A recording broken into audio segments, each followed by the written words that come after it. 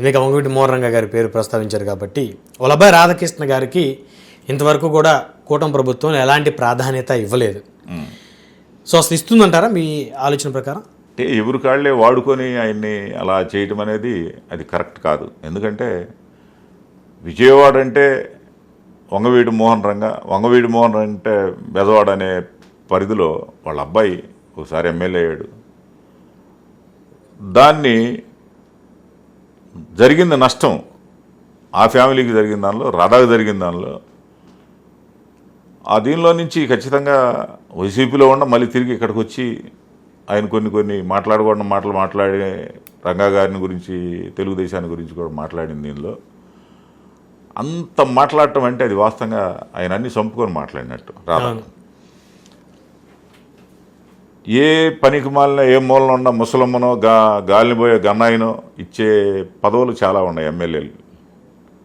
అలాంటిది రంగా గారు అబ్బాయి రాధాకి ఆ పార్టీలో కాసుకొని ఉన్నప్పుడు ఈ పోవటం అనేది, పదవి రాపోవటం అనేది అది ఖచ్చితంగా రంగా అభిమానులకు కానీ, కాపుల్లో కానీ, ఏ పార్టీలో ఉన్న వాళ్ళకైనా ఖచ్చితంగా అది మనసులో అయితే అది ఒక చిన్న ఇబ్బందిగా ఉండే పరిస్థితి.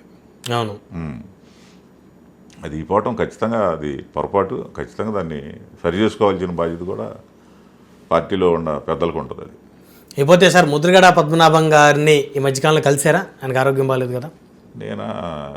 నాకు వేరే కారణాల వల్ల వెళ్ళలేదు సార్. వెళ్తే ఆయన పాపము కులం కోసం పోరాడిన వ్యక్తే, ఆయన ఆస్తులన్నీ పోగొట్టుకున్న వ్యక్తే. ఎన్ని చేసినా ఏదో ఒక అంశంలో ఒక చిన్న మాట కాడో, ఒక చిన్న పని కాడో ఆవేశంలో పోద్దు. కాబట్టి అట్లా దాన్ని మనం అంతగా తప్పుగా భావించాల్సిన అవసరం అయితే నేను అనుకోవటంలా. ఇప్పుడు మీ అందరి మీద అప్పుడు కేసులు పెట్టారు కదా తుని ఉద్యమ సమయంలో, ఉన్నాయండి కేసులు? కొట్టేశారా? మొత్తం కొట్టేశారు. సెంట్రల్ గవర్నమెంట్ పెట్టింది కొట్టేశారు, స్టేట్ గవర్నమెంట్ పెట్టింది కొట్టేశారు.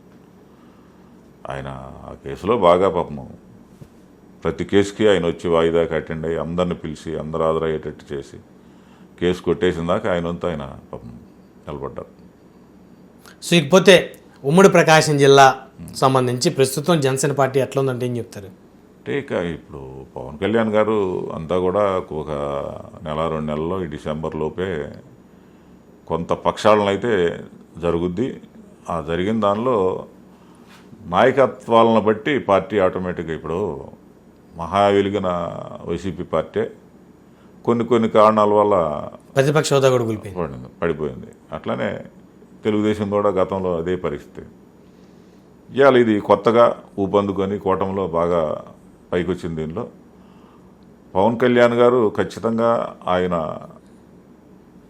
మనసులో ఉన్నటువంటి భావాలు దృష్టిలో పెట్టుకొని, సిద్ధాంతాలను దృష్టిలో పెట్టుకొని ఖచ్చితంగా పార్టీని ప్రకాశం జిల్లాలో, ఉమ్మడి ప్రకాశం జిల్లాలో ఆయన మనసు పెట్టి నాయకత్వాన్ని పెంచి బాగా పార్టీ డెవలప్ అయ్యే విధంగానే చేస్తారు. నాకైతే నమ్మకం ఉంది.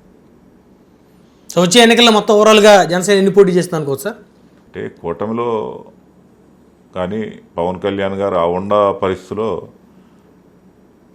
ఎన్ని తీసుకుంటే బెటరు, మనం గెలవటానికి ఖచ్చితంగా మళ్ళీ ప్రభుత్వం రావడానికి అవకాశం ఉంటుంది అనే దాన్ని బట్టి ఆయన నిర్ణయాన్ని బట్టి ఉంటుంది. అంతే, అది ఈరోజు మనం చెప్పగలిగేది కాదు వాస్తవంగా. అయితే 2029లో ఆమంత్ స్వాములు గారు ఎమ్మెల్యేగా పోటీ చేస్తారా ఈసారైనా? ఖచ్చితంగా జరుగుతుంది, దాంట్లో ఆలోచించాల్సిన పనే లేదు.